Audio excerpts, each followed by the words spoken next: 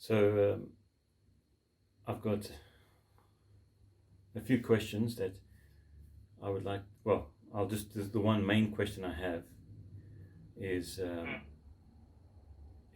specifically about something that I've been experiencing now, coming to quite a different place, mainly South Africa, and meeting um, ordinary, I would say, people who just live ordinary lives with lots of pressure.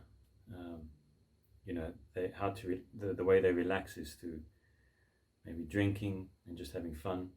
Various types of fun. Good people and so on. But the main thing I see is that a lot of people suffer from so much loss and deep loss, and despite the amount of friends, the amount of fun, the amount of alcohol used to find some peace and happiness, none of that helps with the deepest of loss. The loss of a husband, the loss of money, the loss of your mental faculties, and exactly, all family. And the main one, I mean, the most painful loss that I saw recently was someone has recently lost their child, their son, and the parents are in such tremendous turmoil, such tremendous depression and pain, that it really shows you that sutta that says, that one who is dear, and that's the man who loses his son, and the Buddha says, that's the way it is. With one, when you lose one who is dear, you suffer tremendous. So I'm wondering, what advice? They asked me how to help. What can I do to overcome this suffering of loss? Yeah, see, the problem with that is it's kind of too late to be able to just deal with that suffering. In other words, most of their life has already been lived unwholesomely or unwisely. So now this loss, the weight of this loss now is the result of everything else from before. Because if the lives were lived more wisely, the weight of the loss, doesn't matter how great it is, won't be as heavy. So, when people usually ask at that stage, what do I do with this pain? In other words, just can you get rid of it for me? Yeah. So the first, pretty much the only thing they can do to begin, at least facing the right direction of development, is you have to stop resisting it. You have to accept the facts. You have to accept that, your child is gone. That's just, and if you accept it, then certain other things might become apparent through that, such as, well, yeah, okay, it came, it went, as that sutta says. You don't know where it came from, and you don't know where it's going. What is there to grieve for? But fundamentally, you need to stop resisting the pain of it internally. Because the habit of the entire life is to resist this discomfort and indulge the comfort. So then when you're struck by a, unthinkable discomfort of losing your child, you're resisting it on these very, very, very high levels of resistance. And that's why it hurts so much. Not because you lost your child, it's just because it is unacceptable to you, that reality. So what you can do for them is just try to help them accept it, really. Not get rid of it, just accept it. Yeah. But they might not want to do that. They might just want to get rid of the pain and then not listen whatever else you have to say. But that's as far as your help can go, really, for somebody who's on that level. And that's the thing. Actually, I did. In fact, I mentioned that you have to accept that pain and be at peace with it, and obviously try to understand it, that feeling. And they also mentioned to me that they were accepting it.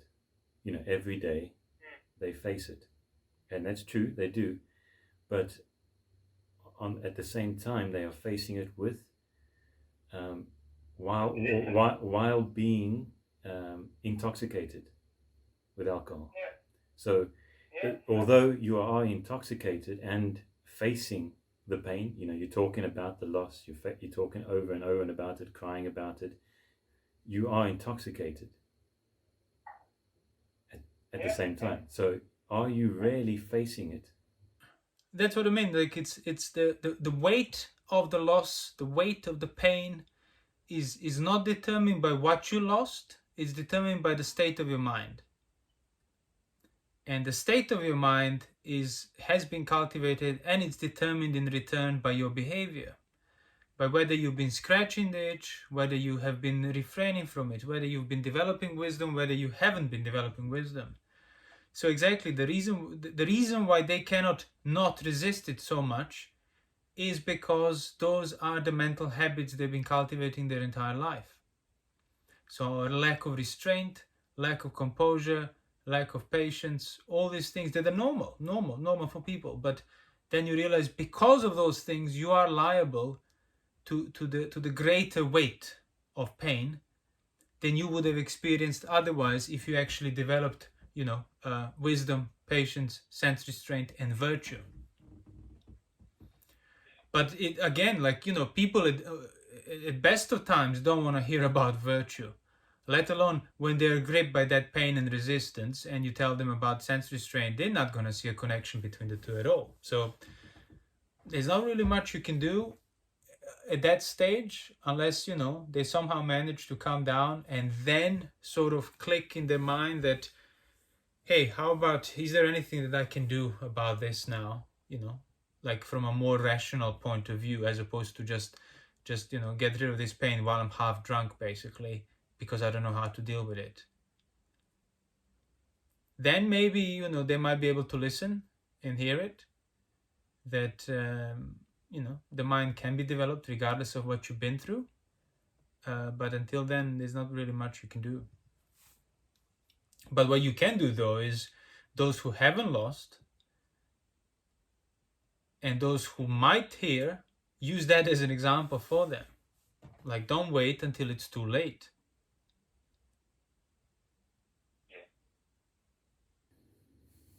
So, essentially it's learning to deal with pain, not crave against it, but to learn how to deal with these little pains in your life. Well, that's what the training is, exactly, yeah. So it's learning to deal with pain. It's not like learning a technique or a psychological method.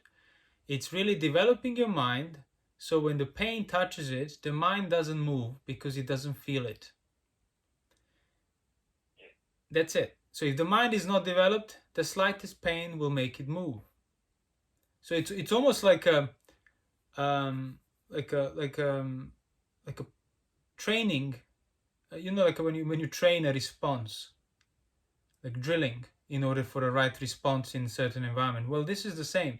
You're drilling non-resistance to pain, and you do that on the level of these small pains and discomforts. That's the training. So that then when the pains of bigger kind come, the principle of non-resistance is there to some extent, to some degree. So that's the whole point then. Then you will have that space mentally, because you're not irrationally resisting that pain. You will have that space to see more without being overwhelmed by the pressure to manage that pain, deal with it, and get rid of it.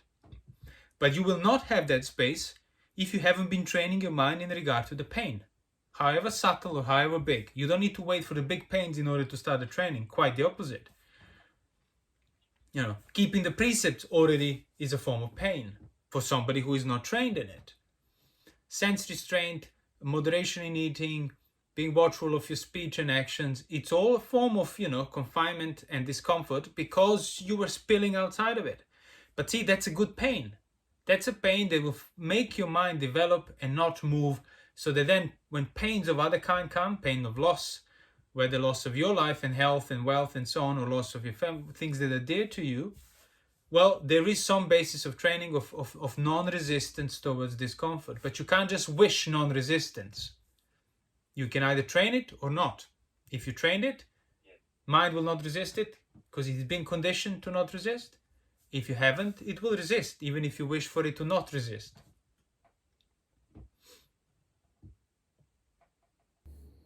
And that's you can really see the benefits of that kind of training, that, training in Sila. Well, that's the wisdom, yeah. See, the problem with, there is no direct, seemingly, the direct connection between Sila and that inability to suffer as much. That connection is not visible. That's where the wisdom comes in. The people that have discernment and wisdom can sort of see that connection, however faint it is. But people who can't see it, then it will be even harder for them to commit to the effort of Sila and sense restraint and gradual training.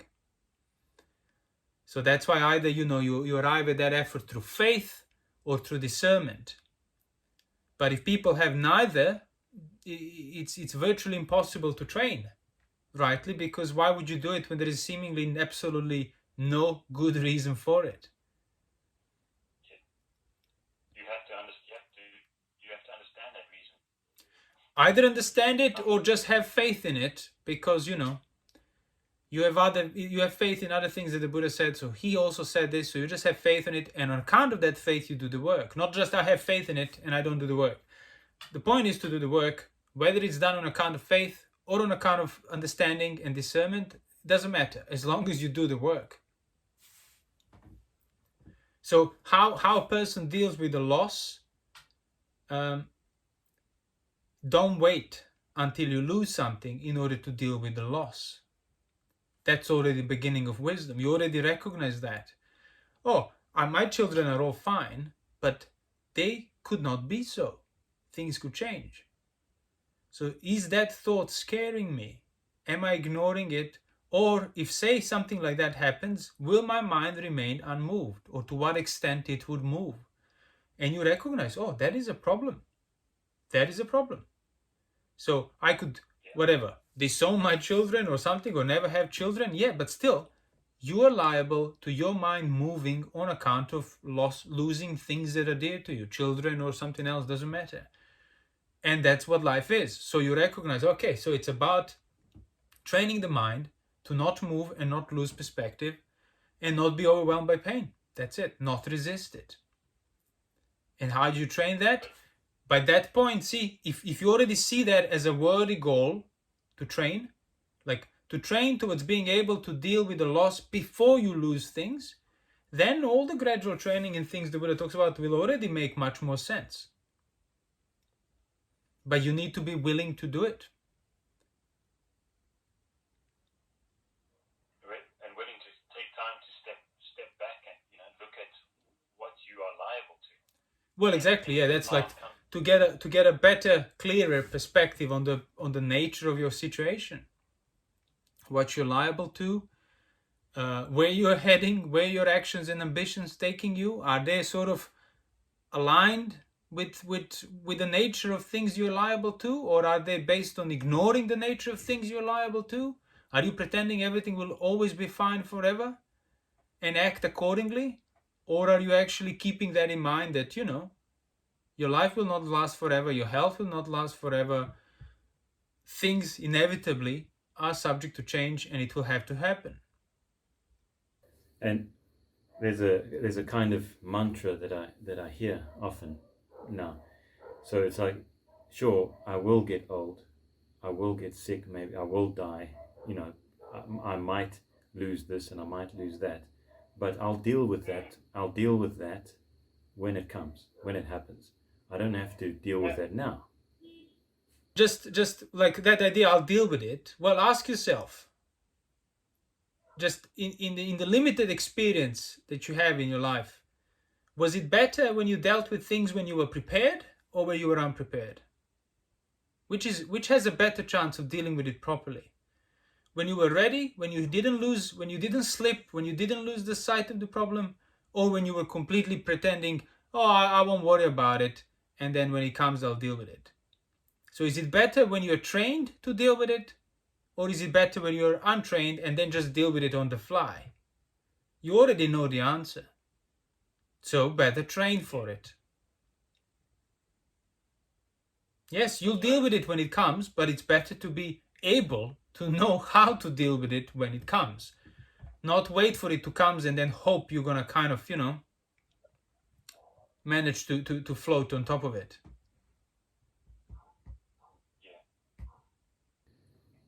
And then when you look at, because you actually are always training something, Exactly, yeah. You are always choosing and acting in some direction.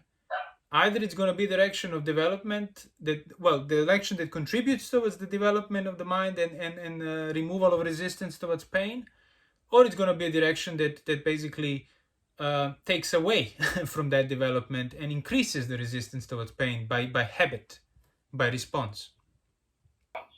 Yeah. So it's, and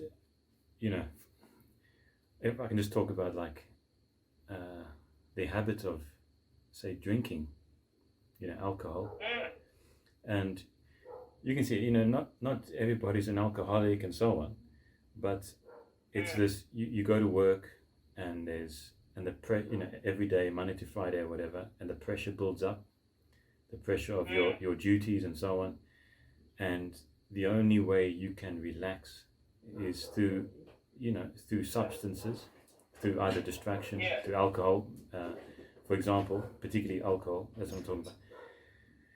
And that relaxes you, that sort of releases some of that pressure.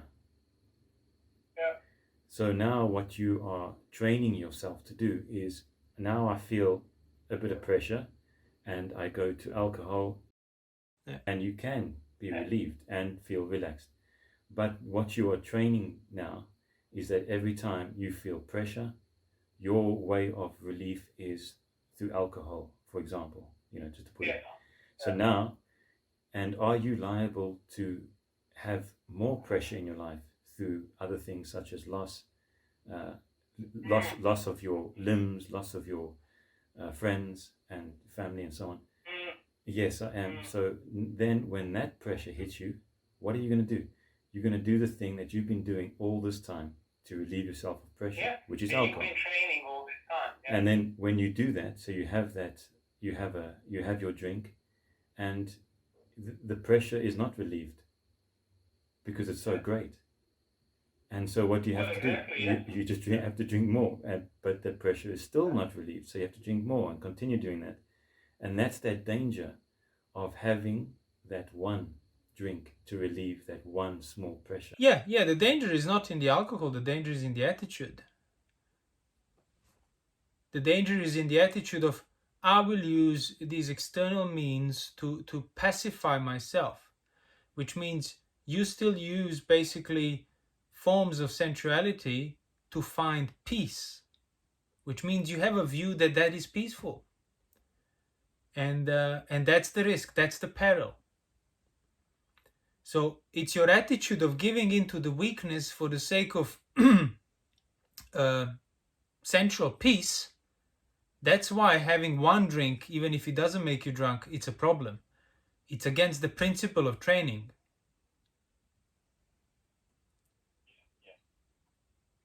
But it's making you not able to handle that. Well, exactly. You're giving in to that weakness, however ridiculous it is, however small it is. The whole principle of training is to not seek peace and escape externally, but be able to not be moved by it internally. So even if you just, I drink only on social occasions, I don't get drunk, doesn't matter. You're giving into that pressure for the sake of comfort, for the sake of not standing out, whatever else it is. You are giving in to the principle that is against the training of your mind. So you are moving. You are moved by it. So when something bigger happens, when some greater pressure tries to move you, again, you will leak through that opening. You have created, and it's you Yeah, yeah. And then it's going to become even bigger opening. Yeah. But then it's pretty much too late in a way. Well, that's what I said in the beginning. That's what the Buddha meant. Like, untrained Asuta or Putujana basically does not know any other escape from arisen painful feeling, any other escape than sensuality. So whether it's alcohol, distractions, whatever else, it's all based on the pleasures of your senses. So you need to be informed, Suttava, enough to recognize that that's a problem. Although it feels the most natural thing to do, it's actually a problem, and I should start refraining from going in that direction. Although I don't quite see directly why or how, I can make some sense that this is aggravating my problem, and perhaps sense restraint is the way to go. And then you start the sense restraint, and then you get to learn more, and then you get to start seeing benefits for yourself directly on account of that training, but not before you actually start doing it. Because sometimes people want to have it all reasoned out and proven that it will work before they even start doing it. Like, you cannot understand how it feels to be completely dry while you refuse to leave the water, while you're constantly immersed in water. So you need to actually physically remove yourself from it, and then you won't need any intellectual convincing and so on, because you are drying up properly.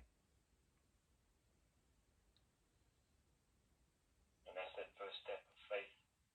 Yeah, either based on faith or some degree of reasoning, but it needs to be done. Sila comes first, and it never leaves. It stays as a framework through which you then grow and develop further. And again, it's very important to realize the nature of your situation and start doing it before the pressure accumulates of the kind that you now just cannot even cope with by the means you're used to. I mean, sometimes people can turn it around, but generally, yeah, you've been scratching your itch so hard, there is nothing else you know now in the world except that. So you're pretty much like an animal just responding to a stimuli.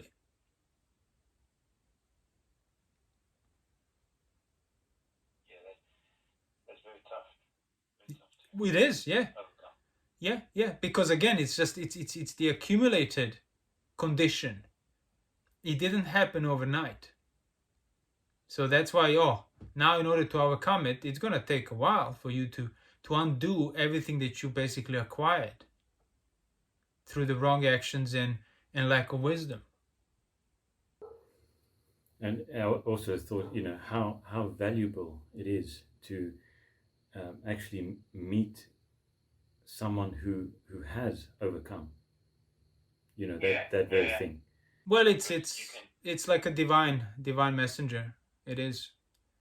I mean, you could see how much generally darkness there is in the world in people's minds. By that I mean, like, they don't really have a concept of what's right, what's good, what's beneficial, what it isn't, what brings mind to develop, what brings mind to kind of decrease. So meeting somebody who can actually point that out, it's quite rare. And because even you can, it's difficult to reason these things, but then when you actually see the physical presence of someone who has done it or whatever, that's more like, it's possible. it's possible. Yeah, that's the samana sanya, the whole the proper, like, the perception of somebody who's actually, look, somebody did this. Not just seeing being inspired by the robe or the Buddha statues. I mean, no, look, possibility of freedom has been actualized by somebody. Yeah, made actual. So it's like, maybe I can do it. Maybe I can at least make some effort towards it.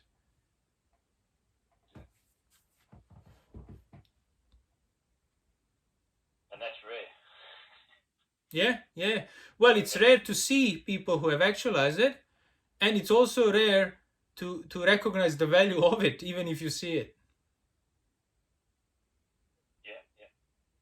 But I think most people would recognize it. It will affect most people that Sure. see someone completely on the other opposite scale. Yeah. They would not be able to completely not notice it.